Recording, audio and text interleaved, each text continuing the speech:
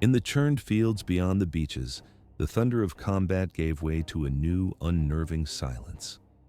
For those Allied soldiers captured in the first violent clashes of June 1944, surviving the landing grounds led only to a different kind of peril under German custody. The established laws of war simply vanished. What should have been a transfer to a prisoner of war camp became a summary execution, as SS units received chilling directives to eliminate their captives. There would be no paperwork, no records, no journey to a distant stockade, only a swift and brutal finality. Within minutes, men who had laid down their arms were lined up in small groups, their lives extinguished by rifle fire. This was not the chaotic fury of battle, but a deliberate crime, a calculated massacre sanctioned by direct command. The act left an indelible stain on the Normandy campaign, raising the terrible question of what drove these officers to commit such a systematic atrocity. The gray dawn of June 6, 1944, broke over a churning sea, revealing the largest military force ever assembled in Western Europe. This was D-Day, the opening of a decisive front against Germany, with a vast Allied armada poised to strike 5 beaches along the Normandy coast: Utah, Omaha, Gold, Sword, and Juno. Responsibility for the Juno sector fell to the 3rd Canadian Infantry Division, commanded by Major General Rod Keller. Their mission was brutally direct: secure the landing zone, link with British forces on their flanks, and drive deep inland to the Combe Bayou Road. This strategic artery was vital for blocking any German counterattack, and each brigade was assigned precise objectives, from coastal villages to the concrete fortifications of the Atlantic Wall. The plan hinged on a mid-morning landing, timed for a tide that would expose the lethal obstacles planted by the Germans. Waiting for them was the 716th Infantry Regiment, a unit of static troops and raw recruits, but one armed with concrete pillboxes, coastal artillery, and machine guns sighted on every approach. As landing craft neared the shore, hostile weather intervened. Strong winds and a violent surf complicated the approach, sinking several vessels and throwing the first waves into disarray. Despite the chaos, the 7th Canadian Brigade began its assault before Courseulles-sur-Mer and Grey-sur-Mer. Men of the Royal Winnipeg Rifles and the Queen's Own Rifles of Canada charged into a storm of fire from MG-42s and anti-tank guns. They clawed their way through a deadly maze of barbed wire and steel obstacles as artillery shells rained down upon the sand. Meanwhile, the 8th Brigade landed at Bernières-sur-Mer and Saint-Aubin, confronting urban fortifications built directly into the shoreline. Combat engineers used explosive charges to blast breaches in the seawalls, clearing a path for an agonizing street-by-street advance. In Bernières, the infantry was pinned down completely until Sherman tanks could finally make it ashore, their guns providing the direct fire needed to silence the German bunkers. Naval support proved indispensable. British and Canadian destroyers steamed dangerously close to the coast, their main guns systematically dismantling enemy positions that were holding up the advance. Allied aircraft also joined the fight, though poor weather scattered their bombs, limiting their effectiveness in the critical opening hours. Once past the initial line of defenses, the 7th Brigade secured Courseulles and began its push toward the inland road crossings, paying a heavy price in house-to-house combat. The 8th Brigade, having finally cleared Bernières after prolonged skirmishes, advanced toward Bagny-sur-Mer, where nests of snipers and machine guns from the 716th Regiment slowed their progress to a crawl. The 9th Brigade, landing in subsequent waves, was tasked with reaching Carpiquet and its vital airfield near Caen. But scattered German counterattacks forced them to consolidate their gains, and the day's most ambitious objectives remained just out of reach. By nightfall, the Canadians had torn a deep gash in the Atlantic Wall, but the battle for Normandy had only just begun. As the long day bled into evening, the full measure of the assault came into focus. The price paid on the sands of Juno had been staggering, with casualties exceeding 1,000 men among the dead, wounded, and missing. Yet, the Canadian advance had driven deeper into occupied France than any other Allied force that day. While American forces fought desperately to cling to a narrow foothold on Omaha Beach, the Canadians had achieved a remarkable breakthrough. They successfully linked up with British units on the Gold and Sword beaches, forging a continuous and unbroken front line. This crucial consolidation provided a stability that the entire Allied operation desperately needed. For the defenders, the day had been catastrophic. The German 716th Regiment was all but destroyed, its soldiers either killed in the fighting or rounded up as prisoners. Yet, the true danger lay further back, where Germany's formidable rear forces remained untouched. The 21st Panzer Division was poised south of Caen, a silent, menacing presence. Even more formidable was the 12th SS Panzer Division, the notorious Hitlerjugend, composed of fanatical youths commanded by hardened veterans of the Eastern Front. These elite units were ready to intervene, but the German response was paralyzed by a fatal flaw in its chain of command. Orders to mobilize these armored reserves were not issued until late in the afternoon, as Hitler himself had remained uninformed in the critical early hours. This delay granted the Canadians a precious window to strengthen their positions, just as the chaotic aftermath of the fighting began to unfold. Groups of German soldiers, their positions overrun, started to surrender, while others fought on from isolated pockets of resistance. The number of captives grew so quickly that the Canadian rearguard had to improvise holding camps, a testament to the speed of their advance. In the confusion of battle across villages and fields, some Canadians also fell into enemy hands, their small units cut off and surrounded. By the fall of night on the 6th of June, the Canadian front line stretched several kilometers inland, but it was a fragile and tenuous hold. Commanders ordered their exhausted men to dig in, to consolidate every inch of ground gained. They knew the threat of the 12th SS Panzer Division was now gathering just south of Caen. The established beachhead was a monumental victory, but it was paid for in blood, and it brought with it the chilling certainty that the battle for Normandy was only just beginning. Beyond the chaos of the beachhead, where the cost of entry was measured in thousands of lives, the battle for Normandy was only just beginning. And into this maelstrom, a new kind of German soldier was about to be unleashed.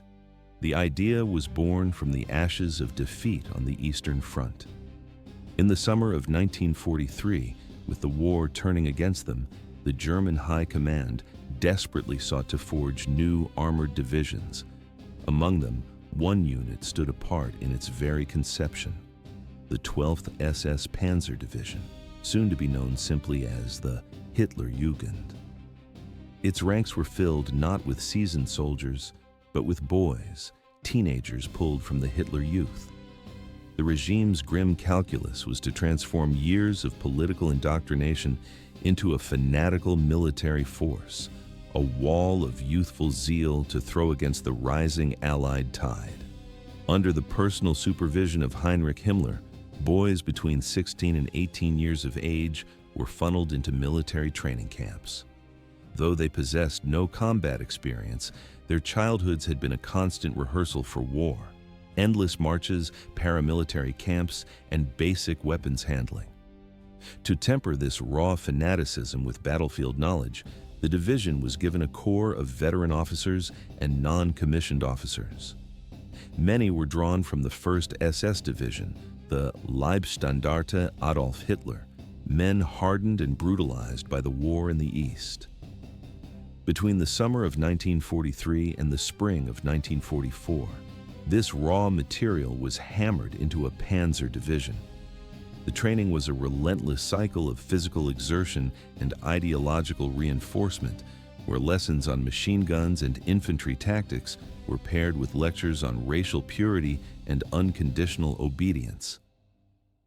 By the end of the year, the division numbered some 20,000 men, a fearsome blend of indoctrinated youth and battle-scarred veterans. The division's character was forged by its command. Men like Kurt Meyer, known as Panzer Meyer, brought a doctrine of pure aggression, honed in the rapid advances across Ukraine. Others, like Wilhelm Monke, carried a reputation for absolute loyalty and a history of repressive operations stretching back to the invasion of Poland. This leadership cadre, including the division's first commander, Fritz Witt, imported the lessons of the Eastern Front. Their experiences in Belarus and Ukraine, fighting partisans, destroying villages, and carrying out mass shootings, had blurred the line between military action and outright terror. It was a legacy that would define the division's soul. By the spring of 1944, the Hitlerjugend was deemed fully operational. It was moved to Normandy, positioned near Caen, under Erwin Rommel's Army Group B, a coiled spring of armor and infantry intended as the immediate counterpunch to any Allied landing. Yet, as the first reports of the invasion crackled over the radio on June 6th, the division remained idle. The news was confused, fragmentary, and the authorization to move had to come from the high command in Berlin, which was paralyzed by indecision. It was not until the afternoon, as British and Canadian forces clawed their way inland, that the order finally came. The Panzer Grenadier regiments were unleashed, directed toward the city of Caen, where the Allies were establishing a dangerously firm beachhead. From his new headquarters in the ancient Ardenne Abbey, Kurt Meyer began planning his counterattacks. The division's mission was brutally simple: halt the Allied advance at all costs. To the German command, the soldier's youth was not a liability, but an asset, a guarantee of unquestioning obedience and fanatical resolve. Hardened by the Eastern Front and leading troops who were taught to die on command, the officers of the 12th SS prepared to enter the fight. Their first days in Normandy would be written in blood. In the smoldering aftermath of the landings, a new generation of German soldier was about to receive its baptism by fire. Their violent debut in Normandy would become one of the campaign's most brutal chapters, a maelstrom of burning boats and merciless executions. Just one day after the invasion, on June 7, 1944, the Canadian front held a tenuous foothold. While the 3rd Division had pushed inland, they now faced vicious counterattacks from the 12th SS Panzer Division, the Hitlerjugend. The epicenter of this struggle was Putot-en-Bessin, a small village whose control offered command of the vital Caen-Bayeux Road, a critical artery for German reinforcements. Through the morning haze, men of the Royal Winnipeg Regiment fought their way into the village, clearing houses one by one. After hours of intense combat, they neutralized the German defenses, took prisoners, and began digging in, transforming homes and gardens into defensive strongpoints. But their hard-won ground was about to become a trap. The German response was not long in coming. By midday, the village shuddered under the weight of a massive counterattack as Panzer IV tanks and mechanized infantry of the 12th SS smashed into the Canadian positions. The assault was overwhelming in its violence, forcing a chaotic retreat and leaving Putot once again in German hands. In the withdrawal, entire platoons of Canadians were cut off and surrounded. Some fought from shattered buildings until their ammunition was spent. Others were captured in the open fields as they tried to fall back to their own lines. By day's end, more than 100 Canadian soldiers had been taken prisoner, and in that context, the first documented war crimes in Normandy began. Testimonies from survivors and local villagers would later paint a horrifying picture. On a road near the village, a group of Canadians surrendered, their hands raised high. They were methodically lined up along the roadside before soldiers of the 12th SS opened fire with automatic weapons, cutting most of them down where they stood. The brutality was intimate and personal. One Canadian, refusing to abandon a wounded comrade, was overpowered, pinned to the ground, and stabbed repeatedly with a bayonet. The wounded man he had tried to protect was then dispatched with a single shot at close range. Other prisoners endured savage beatings with rifle butts, their bones broken before a final bullet to the head. From behind shuttered windows, the people of Putot-en-Bessin watched in silence. After the fighting subsided, the young SS troopers forced local peasants to hide the evidence of their crimes, burying the bodies in shallow, improvised graves along roadsides and in ditches. The villagers would remember the state of the dead, bearing not only bullet wounds, but the deep punctures of bayonets. Yet, the violence was not a monolith. In one instance, a senior German officer reportedly intervened, preventing the execution of a group of captives and ordering them to the rear. His authority, however, was a fragile shield.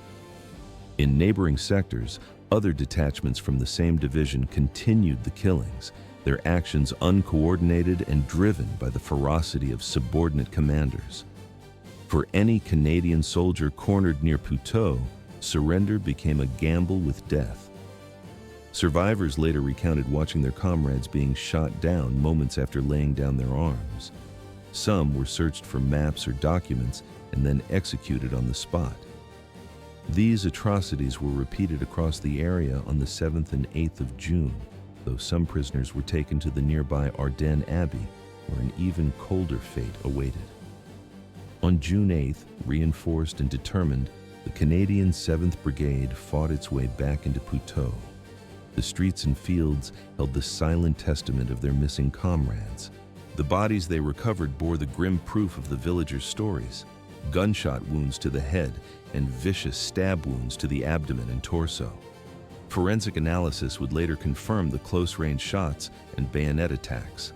The German order to bury the dead in makeshift graves had been a futile gesture. The speed of the Canadian counteroffensive meant the burial sites were quickly found, unearthing the evidence before it could be lost to time. The crimes at Putot were not an aberration. They were a chilling precedent, establishing a pattern of conduct that would stain the battle for Normandy in the weeks to come. The shadow of the Ardenne Abbey fell long across the Norman countryside, a place where medieval piety was about to be desecrated by modern war. On the outskirts of Caen, this ancient monastic complex, with its stone walls and quiet inner gardens, had been requisitioned by German forces even before the invasion, serving as a depot for troops and materiel. Following the Allied landings, the abbey assumed a far more sinister role. It became the nerve center for Kurt Meyer, commander of the 25th Panzer Grenadier Regiment of the 12th SS Hitlerjugend Division. He had chosen this bastion for its strategic position near the roads to Caen, and for the formidable strength of its structures, which offered a shield against the ceaseless Allied artillery and air raids. On the 7th of June, 1944, the Abbey's gates opened to receive its first Canadian prisoners. Men of the 3rd Division, captured during the brutal fighting in Putot-en-Bessin, Hauty, and Bureau, were marched into the central courtyard. There, members of the 12th SS systematically stripped them of everything, not just pistols and maps, but the small emblems of their lives, badges, watches, and letters from home. A brief, sharp interrogation followed, probing for unit strengths and the locations of armor and artillery. While systematic torture was not yet the protocol, the air crackled with threats, and fists met flesh often enough to leave no doubt about their captors' intentions. The procedure then diverged. For some, a squalid holding cell awaited. For others, the path led to the back garden. That garden, enclosed by high walls and cloaked in vegetation, offered a final, terrible privacy. Prisoners were brought in one by one or in small groups, made to stand without hoods or blindfolds. A soldier, armed with a pistol or submachine gun, would take position behind them, and a single shot to the head or neck ended their war. The bodies were left where they fell, sometimes dragged into corners to make room for the next. Between the 7th and 8th of June, at least 18 Canadian soldiers from the North Nova Scotia Highlanders and the Sherbrooke Fusiliers walked into that garden. None walked out. Yet the system was not perfect. One Canadian soldier, in a moment of desperate clarity, vaulted a hedge and vanished into the fields, eventually reaching the safety of his own lines. His testimony would prove damning. From a distance, local farmers heard the sharp crack of gunfire and saw movements that broke the grim rhythm of the occupation. Their observations, combined with the escaped soldiers' detailed account, began to form a dark mosaic of the events unfolding within the Abbey's walls. The truth, however, would have to wait for the liberation of Caen. When the city finally fell in July, Canadian forces made their way back to the Ardenne Abbey. The disturbed earth of the garden gave up its terrible secrets. In shallow graves, they found the remains of their comrades, still clad in uniforms, their identification tags providing a name to the horror.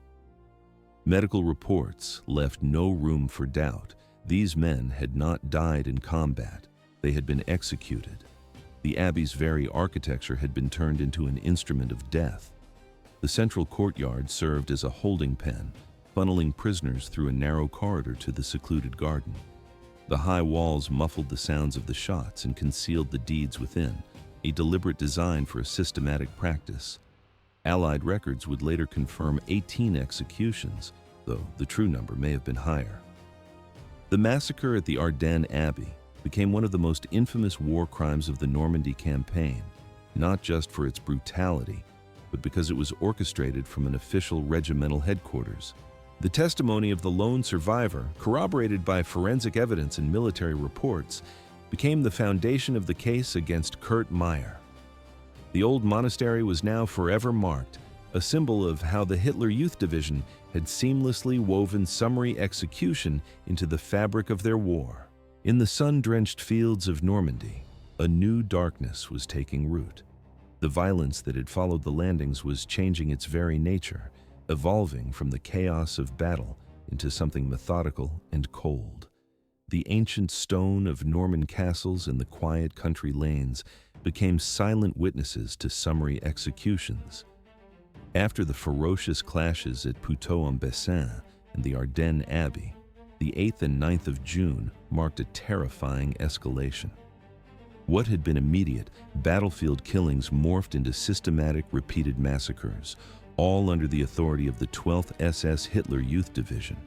The epicenters of this brutality were clustered around Bretteville, Putot, Caen, and Quesnay. In the contested town of Bretteville, soldiers of the 7th Canadian Brigade fought desperately to hold their defensive lines against relentless German counterattacks. During those confused and violent hours, several men were cut off and captured. Instead of being sent to the rear as prisoners of war, approximately 20 were marched to the edge of town, lined up beside a ditch, and cut down by a firing squad. Local villagers, later forced into the gruesome task of burial, would remember dragging the bodies to shallow graves dug hastily in nearby fields. A nearby chateau, commandeered as a battalion headquarters, became the stage for a calculated display of brutality. At noon on the 8th of June, 24 Canadians and 2 Britons were led into the building's courtyard. After a cursory search and brief interrogation, they were marched to a nearby firing range. There, the 26 prisoners were ordered to line up, their hands raised or clasped behind their heads, as a platoon of Panzer Grenadiers awaited the order. A storm of rifle and machine gun fire tore through the line of men. Most fell instantly, but those who still moved were dispatched with single shots at close range. Among them was a Canadian doctor, his Red Cross armband a useless symbol of protection against the unfolding atrocity. Subsequent investigations of the recovered bodies, with impacts from both front and back, confirmed it was a planned collective execution. His murder was not an accident. It was a statement. The roads that twisted between Caen and Quesnay were also transformed into killing grounds. Groups of captured Canadians were forced to march into remote areas, away from any prying eyes. On one stretch south of Caen, roughly 17 men were herded into a roadside ditch and executed with machine guns. The peasants who later discovered them noted that the gunshot wounds were concentrated at the back of the neck, a chilling detail suggesting the men were forced to kneel before they were shot. Near Quesnay, another group of between 30 and 40 soldiers was taken to a clearing. After forcing them to raise their hands, a German officer coolly informed them they would not be sent to a prisoner of war camp. Then the order was given, and the clearing erupted in gunfire. In the chaos, 5 men tried to flee. 4 were gunned down as they ran. Only 1 man, through sheer luck and terror, made it back to Canadian lines, his testimony a ghost story brought to life. The accounts of those who survived painted a terrifyingly consistent picture. One soldier recounted dropping to the ground and feigning death, escaping under the cover of darkness. Others told of remaining motionless beneath the bodies of their fallen comrades until the SS patrol withdrew. These harrowing tales, combined with later forensic analysis, revealed an undeniable pattern: aligned groups, machine gun fire, and individual kill shots at close range. The evidence was irrefutable. Allied reports corroborated these accounts with grim autopsy results. The bodies showed gunshot wounds concentrated in the head and torso, with some victims' hands still bound by straps. From the 8th of June onward, this systematic violence had become common practice in the 12th SS sector. The sequence was always the same: capture, a quick search, a brief interrogation, and then group execution. The locations changed: a ditch, a garden, an open field. But the method was brutally, terrifyingly the same. Between the 7th and 10th of June, it is estimated that between 80 and 100 prisoners were murdered in this sector. Men reported as captured simply vanished, their names never appearing on any prisoner of war roster. The repetition of these acts across different locations indicates the practice was, if not directly ordered, then openly tolerated by the division's senior command. The command structure granted a degree of autonomy to battalion leaders, yet the stark similarity in methods points toward a common, unspoken directive. This organized slaughter marked a clear departure from the chaotic executions that had occurred in the heat of urban combat. The violence was no longer spontaneous. It was now a calculated, repeatable process, a dark evolution that would define the conduct of the 12th SS in the grim campaign for Normandy. In the fields and forests of Normandy, a quieter, more insidious form of violence began to take root. Beyond the known atrocities at Putot-en-Bessin, Bretteville, and the Ardenne Abbey, a shadow war against prisoners was being waged in the seclusion of the countryside. A new pattern of scattered, improvised executions emerged in the days following the initial, ferocious battles. These killings lacked the scale of the earlier massacres, but followed a grimly recognizable script. Small groups of Canadian soldiers captured in units of 3, 5, or 10 were marched away from the front lines. They were not destined for prisoner of war camps. They were being led to their deaths, their capture deliberately kept off any official record. The sheer geographical dispersion of these events made them nearly impossible to document, ensuring that for many, the exact number of victims would forever remain a mystery. Across the Norman countryside, requisitioned barns and stables became temporary command posts, and for some, final holding cells. Prisoners would be detained for a few hours under a light guard before being escorted out into nearby woods or open fields. There, away from prying eyes, they were executed with pistols or light machine guns. Sometimes their bodies were simply left where they fell. Other times, they were buried beneath the dirt floors of the barns or in adjacent ditches. Local farmers, living under the constant threat of German reprisal, recalled being forced to cover the dead in these makeshift graves. The very landscape, scarred by Allied bombing and artillery, was co-opted for this grim purpose. The deep craters pockmarking the farmland offered ready-made burial pits. Post-war testimonies described how small groups of prisoners were brought to the edge of these depressions, executed with shots to the head and then pushed inside, a thin layer of soil their only shroud. Weeks later, peasants returning to their fields would make the horrifying discoveries.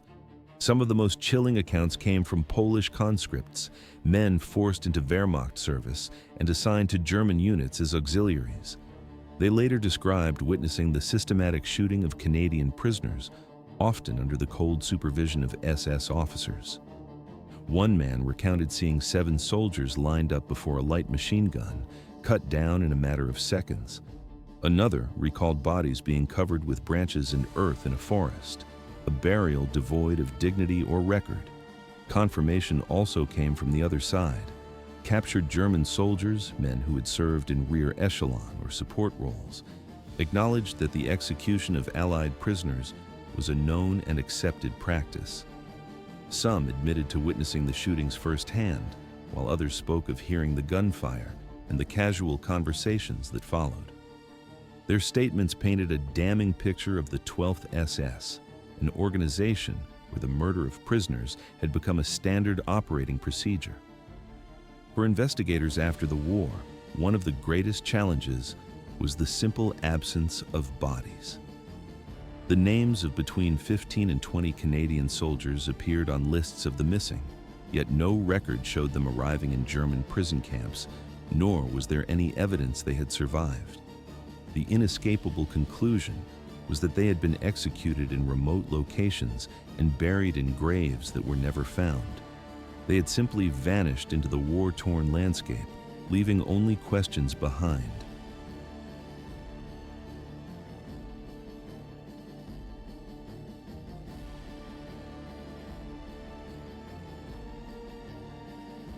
The guns had fallen silent, but the ghosts of Normandy demanded a reckoning. For Canada, the war's end did not close the blood-stained ledger of executed prisoners. From the first months after the landing, Allied High Command and Canadian authorities launched systematic investigations, driven to document the atrocities, identify the perpetrators, and prepare the machinery of justice. This grim pursuit found its focus in one man, Kurt Meyer, the commander of the 25th Panzer Grenadier Regiment of the 12th SS Hitlerjugend Division. Captured by American troops in Belgium during September of 1944, Meyer was interrogated and promptly handed over to the Canadians. It was a fitting transfer, as the vast majority of his unit's victims had worn the maple leaf. The Canadian government resolved to try him before a military court convened in the German town of Aurich in December of 1945.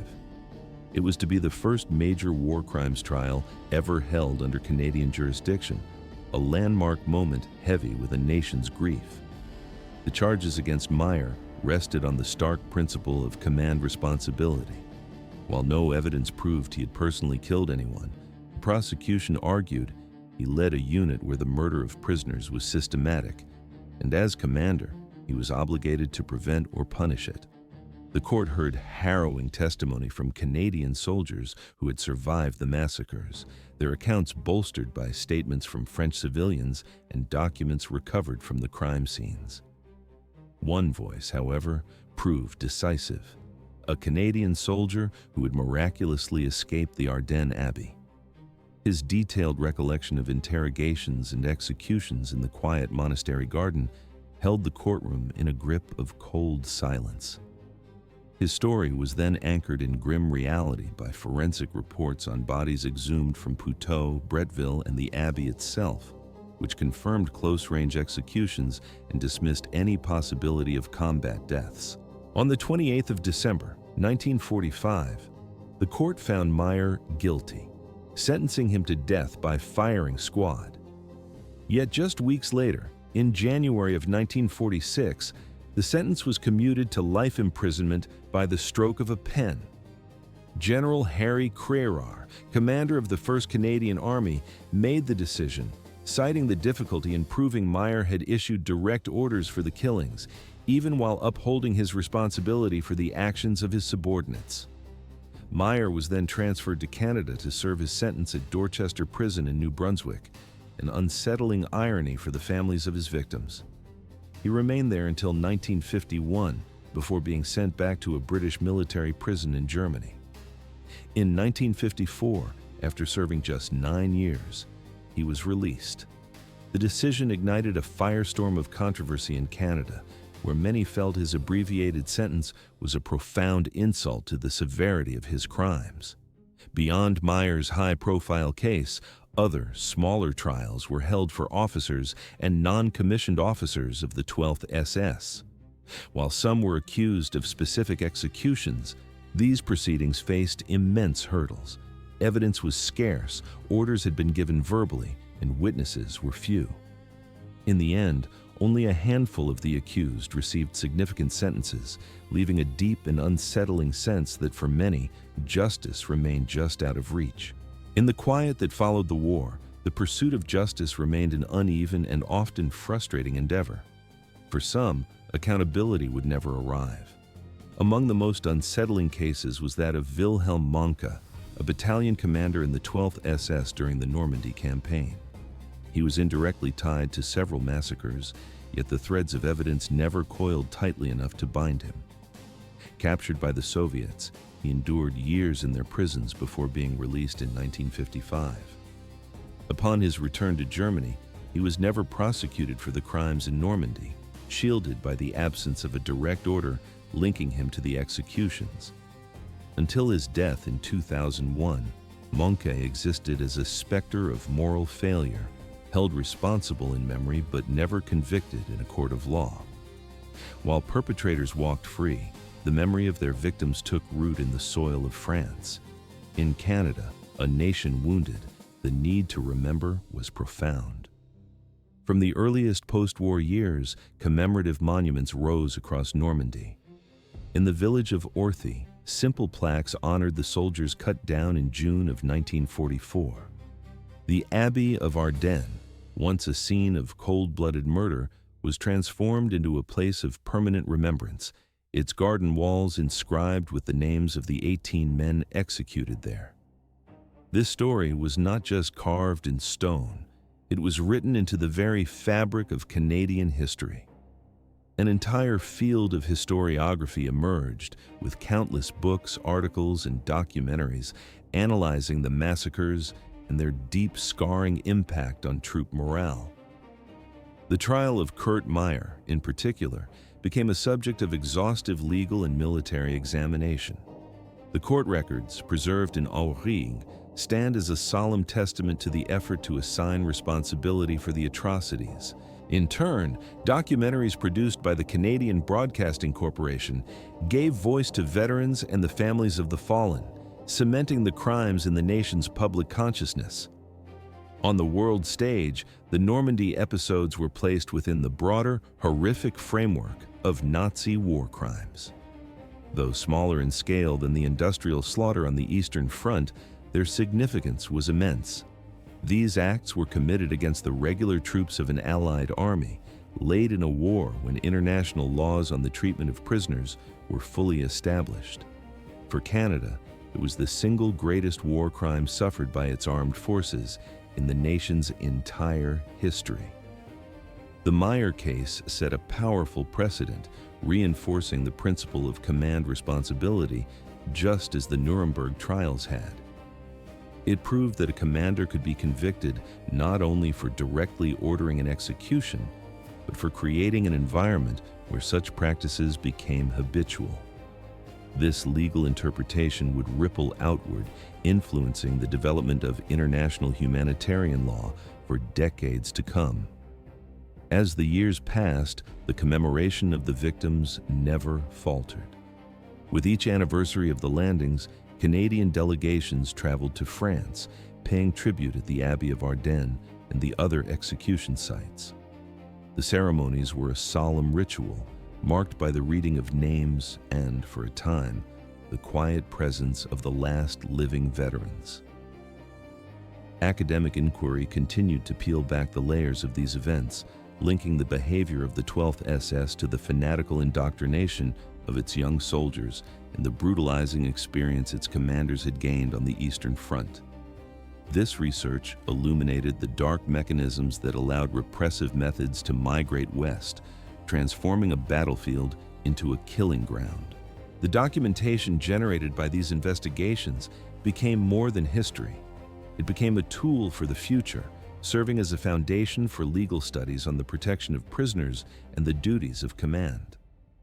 The memory of the Canadian soldiers executed in Normandy remains a vivid and shared heritage in both Canada and France. The persistence of ceremonies, the ongoing research, and the constant retelling of their story reflect the importance of these episodes. They are not merely a chapter in military history, but a central element in how a nation remembers its sacrifice, its values, and its long, unfinished search for justice.